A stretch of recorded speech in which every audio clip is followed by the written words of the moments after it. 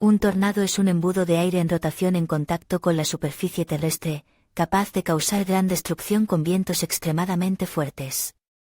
Se forman durante tormentas severas por diferentes masas de aire, creando una fuerza destructiva que puede arrasar todo a su paso.